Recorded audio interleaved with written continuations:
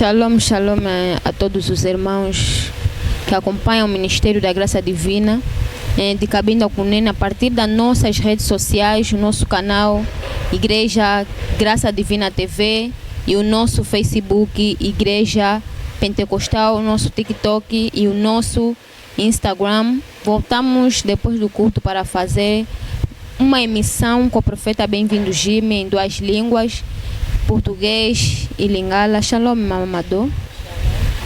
Shalom, profeta Bem-vindo Jimmy. Shalom, irmã Teresa. Profeta Bem-vindo Jimmy, que está nos ensinar acerca da 7ª estrela, esta estrela que é a estrela de servir a Deus.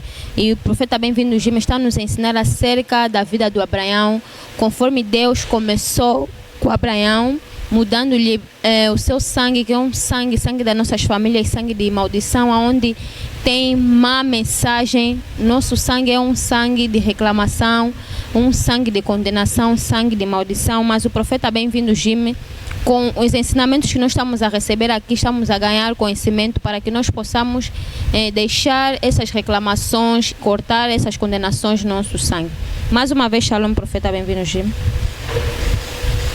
Profeta Bem-vindo Jimmy, que está nos ensinando acerca de condenação e maldição. O profeta Bem-vindo Jimmy hoje falou acerca de pactos, que outros fazem pactos de palavra e que pactos também está a destruir a vida de muitas pessoas. Eu gostaria que o profeta Bem-vindo Jimmy tocasse mais no ponto acerca do pacto, como é feito um pacto. Obrigado pela questão. Acerca do que do pacto. Pacto é algo que a pessoa faz com o espírito.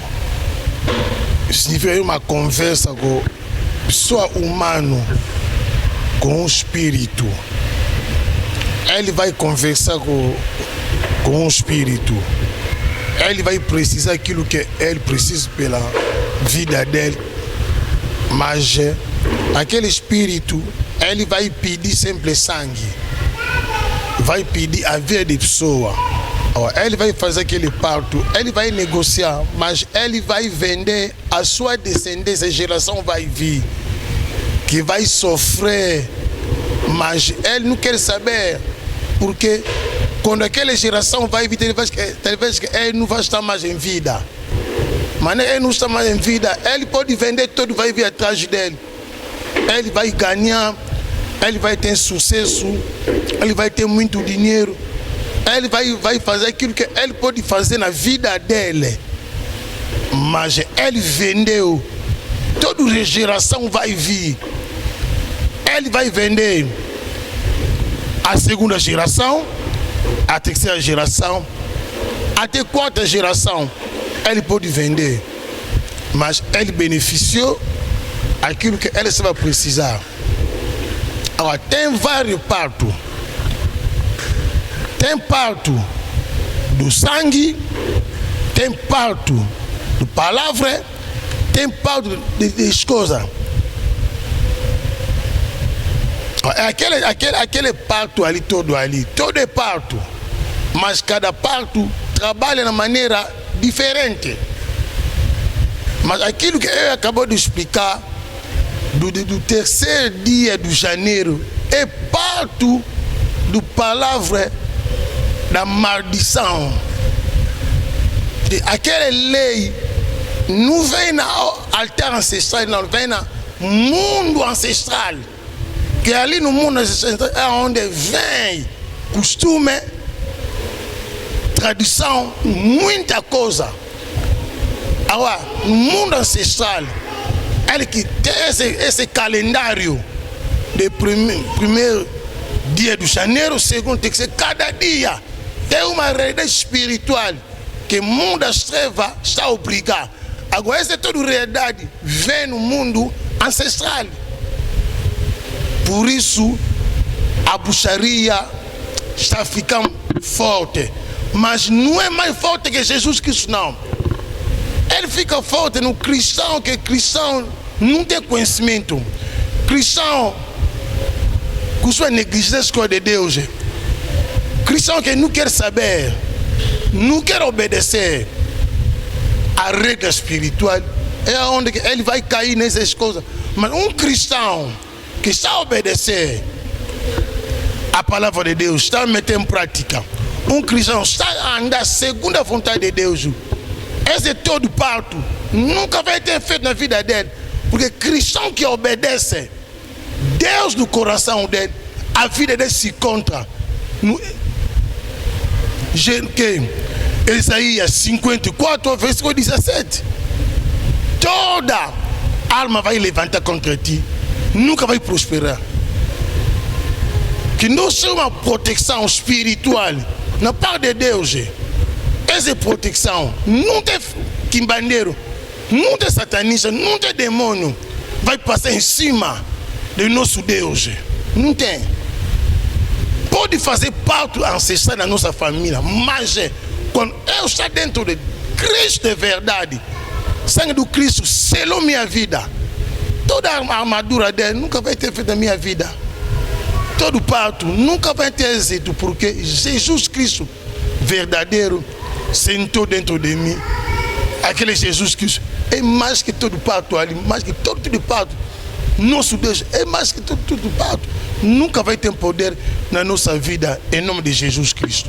Merci. Na batunya sa obalandia ki kiltina biso de début à la fin. Tolobaki kalamingte tokutana mosali na Nzambe pona émission na biso. Tokomisiko na ta émission na biso. Émission na biso ya lelo tozanango ezaka na thème na biso eza les 7 étoiles. Sous-thème ezali la 7e étoile pour servir Dieu. Mais balobela biso makamoko très important lisusu na deuxième volet. Ndenge balobel biso mois ya janvier. Ya liboso mois ya janvier ezaka na démon oyo dirigeaka ngo kombo na ye Beliam. Bapesi biso pe mois ya janvier mobimba ba signification ya chaque jour.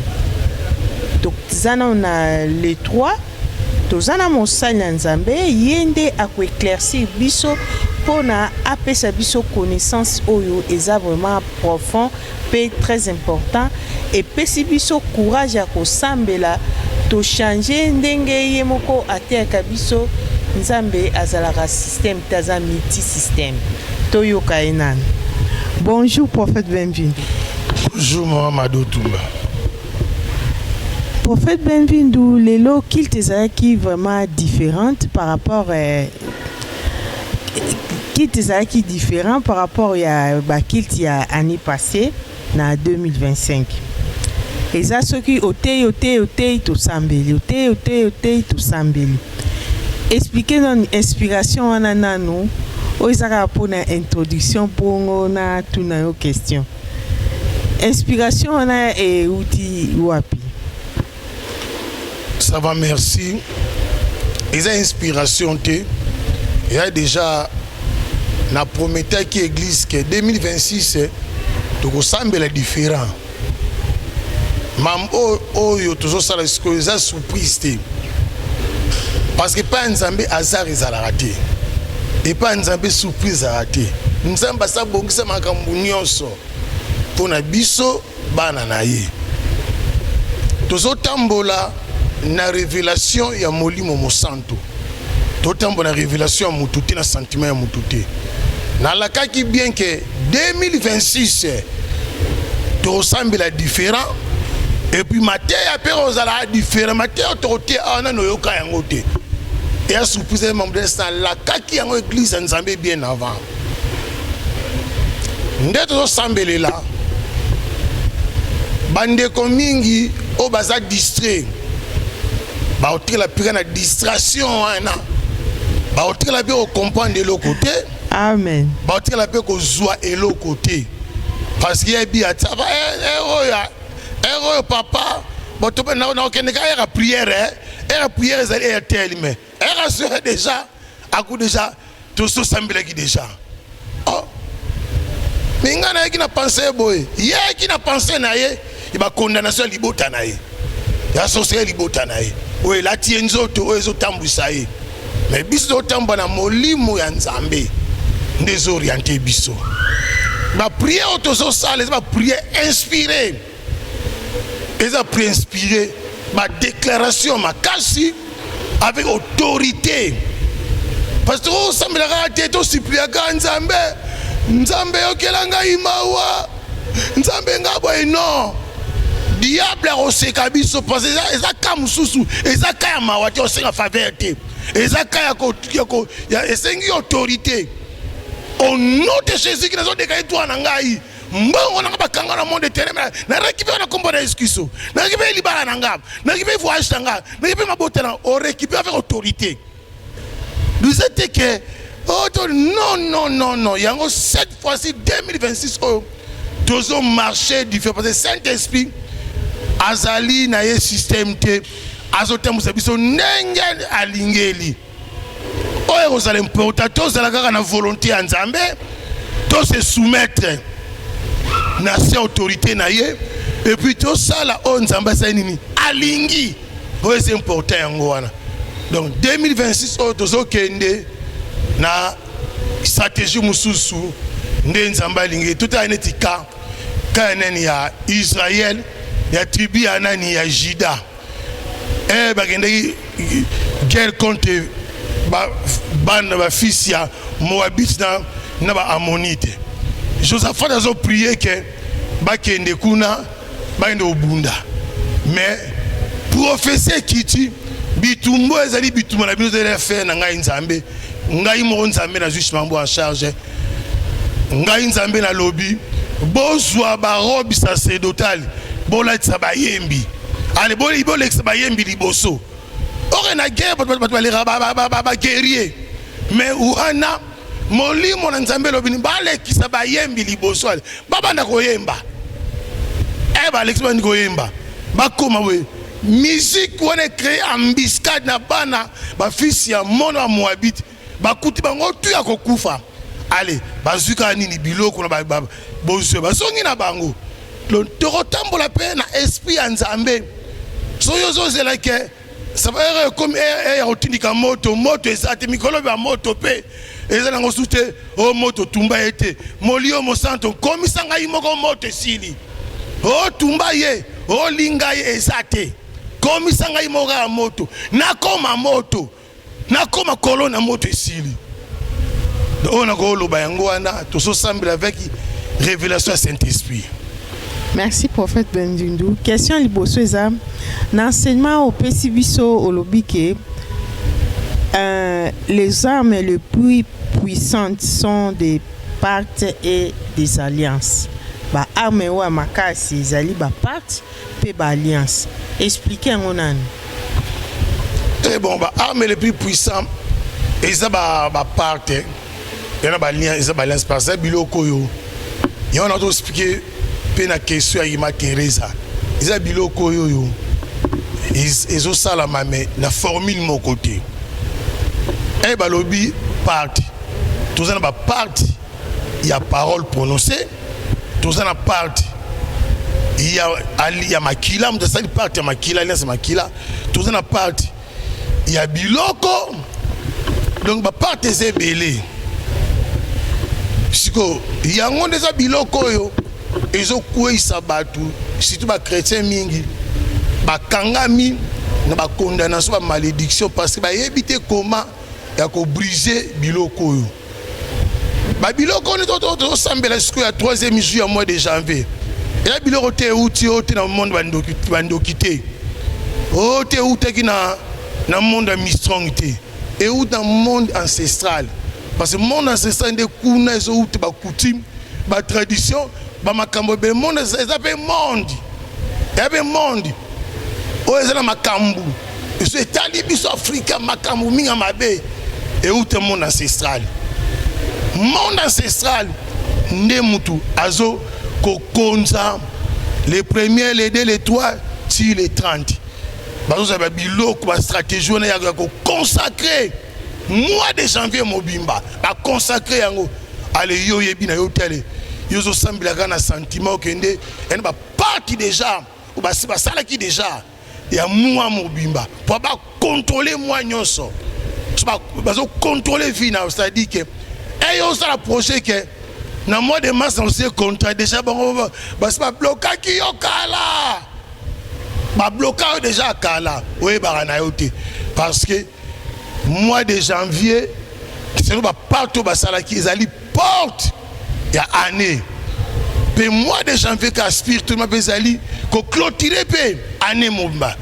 Donc début à janvier fin janvier ça clôture et début année pe clôture nous se tikali wana et donc ba accomplissement ba so remplir ka ba formalité mais ceux qui sont chrétiens au bon de avec révélation au bon de li a solo les deux au bon de awawa o pe na pouvoir ko renverser ya ko longola biloko wana ozongisa na kalandi ya bonzambe ndenge osinge pa nzambe ndebe nzamba osalela yo donc impossible pa nzambe zati tout est possible na mutu aseni ondimi kola pambola message na profeta, bem-vindo. Acerca da família da nossa mamã Chantal, temos a nossa irmã Cristeu que veio da Alemanha e está passando em várias libertações aqui no Ministério da Graça Divina.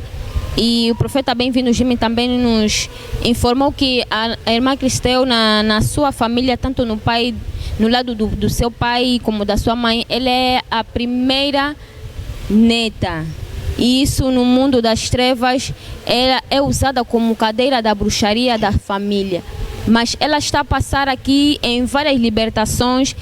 Numa das libertações também o profeta Bem-vindo Jimmy localizou que os pés dela não pisam na Europa.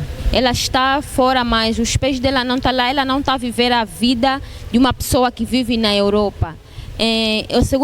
A segunda parte é como que vai ser a vida da nossa irmã Cristeu depois que ela sair do Ministério da Graça Divina e voltar no seu país, a Alemanha. Obrigado pela essa questão. Sua irmã, ela esqueci de dar uma testemunha hoje. Porque depois da libertação de dia 1, a libertação da travessia, ele me disse hoje que papa, dia 1 me ligou de umas 6 horas na minha amiga Cristel, eu depositou 200 euros na tua conta. Nunca aconteceu na minha vida, nunca. Pessoa nunca me oferece. Pessoa nunca me ama. Eu todo mundo que eu gosto de pessoas, mas pessoas não me gostam. A minha vida sempre é humilhação. Mas a partir dessa libertação que passou aqui, até pessoa não estava me gostar. Começou a ligar para mim, conversa. Tudo que as coisas estão correndo muito bem, muito bem, muito bem. Até chegou nesse ponto que nossa irmã, eu não sabia que ela é 2 cadeiras na família dele, não sabia. Que ela é a primeira neta na parte do pai e na parte da mãe. Eu sabia isso no parte da mãe. Mas quando eu fiz oração hoje, fiz muita oração hoje, Deus me revelou. Eu fui na pesca, mas eu consegui uma cobra, uma serpente de 5 metros. Aquela serpente, quando está a sair, serpente está a sair com aquele animal de outro vive na água, hipopótamo. Esse é o hipopótamo. Hipopótamo pegou aquele serpente na cauda dele. Agora, eu queria fugir, mas alguém me disse, não foge. Olha, no teu lado, tinha ali um pau. Eu pegou aquele pau, lhe bateu na cabeça do serpente caiu. E bateu também no hipopótamo caiu. Bateu mais no serpente aqui no meio, morreu. Também matou também aquele hipopótamo. Depois eu peguei uma faca, cortou o serpente assim, começou a cortar metade com o hipopótamo. Chamou a pessoa para vir pegar para ali, meter no fogo. Acordou. Quando acordou, aquele sono me complicou muito. Mas algo me disse, não se preocupa. Depois você vai dar conta desse sono. só quando anda começar a libertação, a irmã Cristel é cadeira de duas famílias. A família da mãe dele, serpente. A família do pai dele, hipopótamo. Essas duas identidades estavam na vida dela. Mas Deus podia me explicar só essas, mas Deus me deu só um sono, mas naquele sono eu consegui matar aqueles duas. Irmã, recebi uma libertação séria na vida dele, porque ele próprio abriu o coração dele, ele sacrificou o tempo dele, pagou bilhete, gastou dinheiro, mas pela vida dele, para ser salva, para ser liberta. Por isso, Deus pagou esse resultado. No regresso dele, as coisas não vão ser mais tipo antes, não. As coisas vão mudar. Porque toda a barreira, aquelas duas cadeiras ali, queimou aquelas duas cadeiras na oração, já foi queimado. Ele me disse que quando está a orar a favor dele, ele sabe uma cadeira, mas dentro de uma mata. Naquele mata ali, ele estava pessoa mais velho, que a pessoa não está mais em vida, nunca vi aquele tipo de pessoa mais. Ele sentou naquela cadeira, de repente aquela cadeira recebeu fogo, ele desapareceu. Graças a Deus, aquilo que Deus fez, eu só anunciar. Pode ser cristão, mas tem que saber o mundo espiritual como funciona. O mundo espiritual tem código. O mundo espiritual tem lei, tem interdito. Quando você vai obedecer a lei desse mundo, você vai viver a mão de Deus.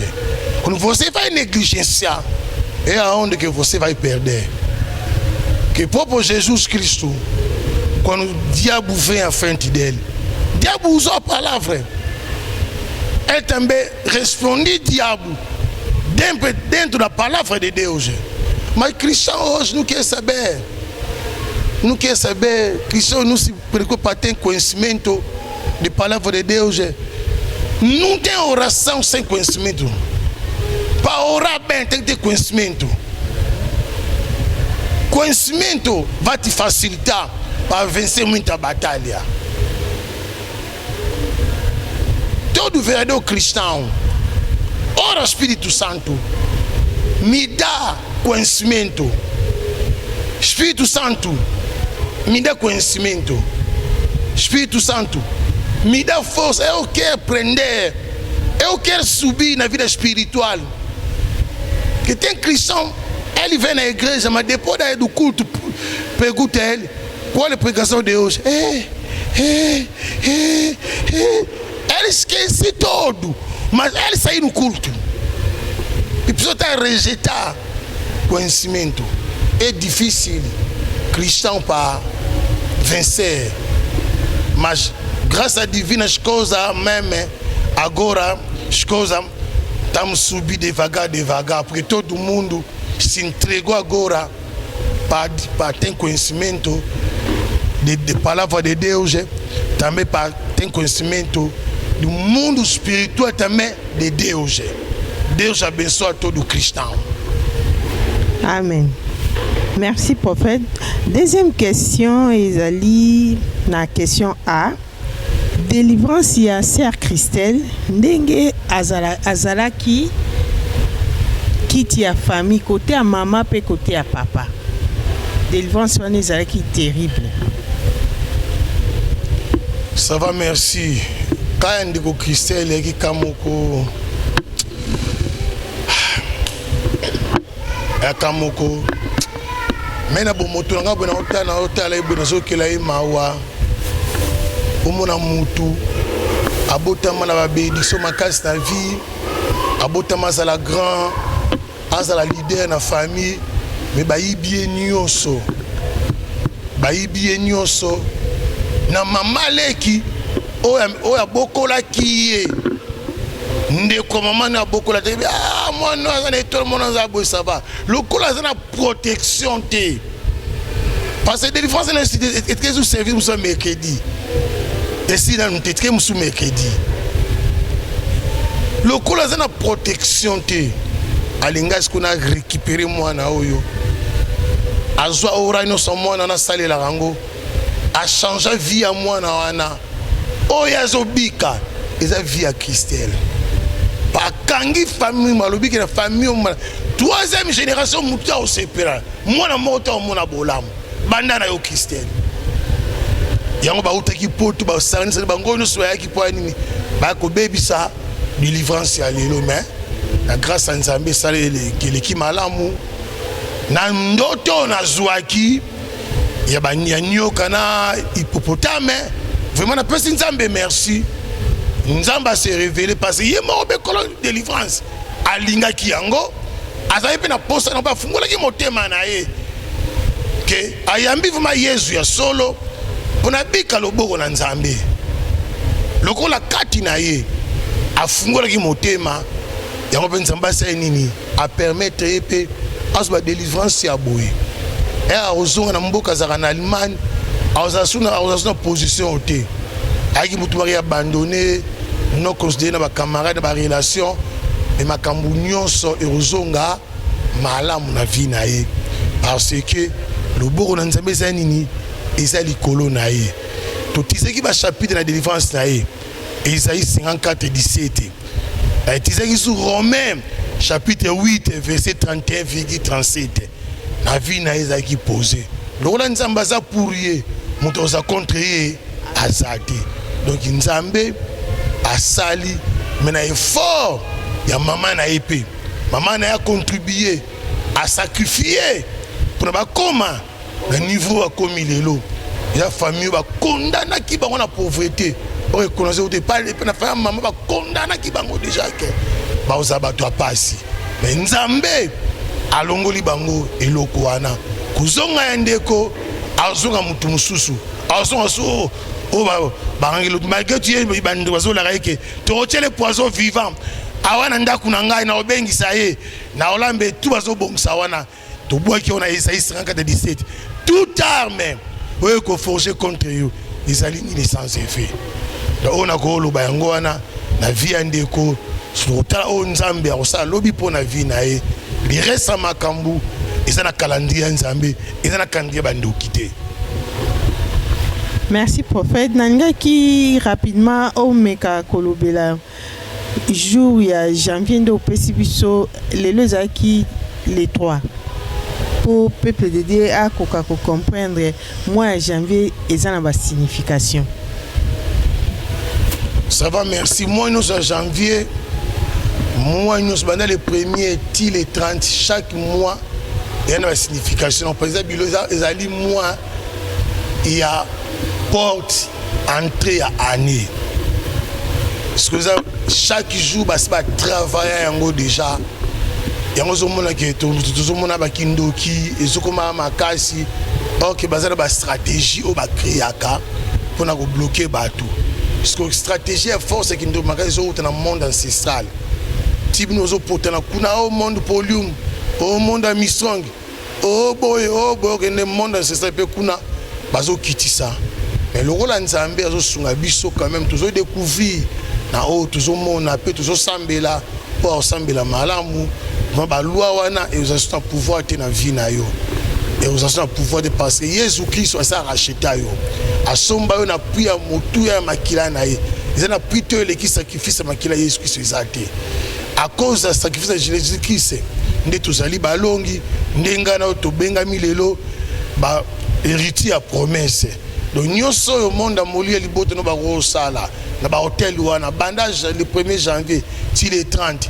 Ils ont eu les sans effet. Et en effet mon côté ce que vous en la vérité au tient en pratique tozo tambola ndenge maloba na Nzambe sengi nde toza ko orienter sambela boye zongisa boye na ebike na nyonso wana ozali molongi parce que Nzambe azana yo soki Yesu aza pour biso na oza contre biso azate donc on a ko loba yango wana un vrai chrétien nyonso landa biso o tozo sambela na biso elongo to saba loi spirituelle to sa on tient on a misala au mona bola mo Nzambe botosi eleki même mbeka kozalaka osakrifie pamba te sans botosi tosa peut sacrifier omona résultat ya ozosala kola pambola yo. Merci.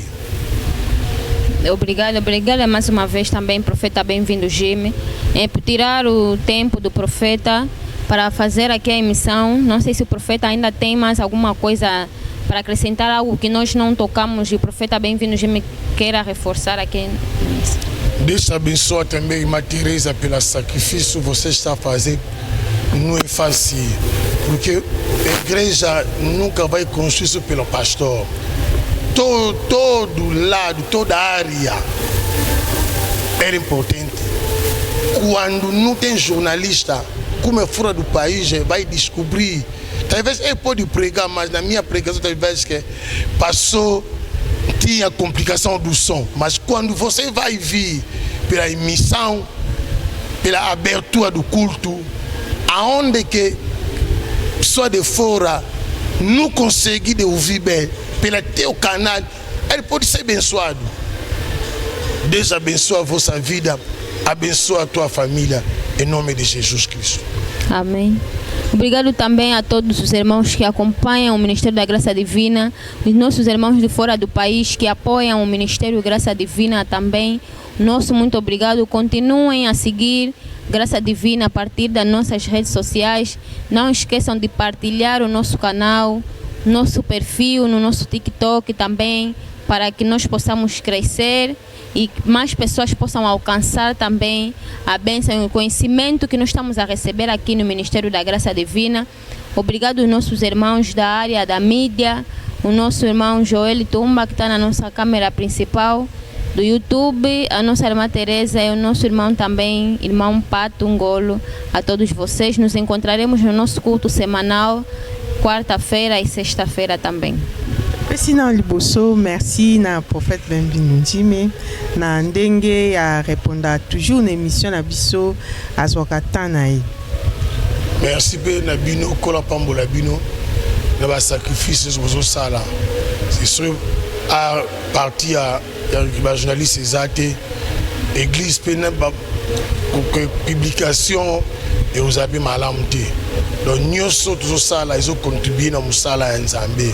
Et ça va partir musuna maté ya muto ki malamu teme na émission mutazo ko capter o azo quitter na ndebi o fosala pe ba annonce kuna ça est très important et la musala pe ba tebe na muso o pa yo ka quitter azo partir ba annonce. Donc kola pambola bina pambola bi musabo sala pambola mabota pambola projet na bino nyoso na 2026 na kombo na Yesu Kristo. Merci na frère Patungolo.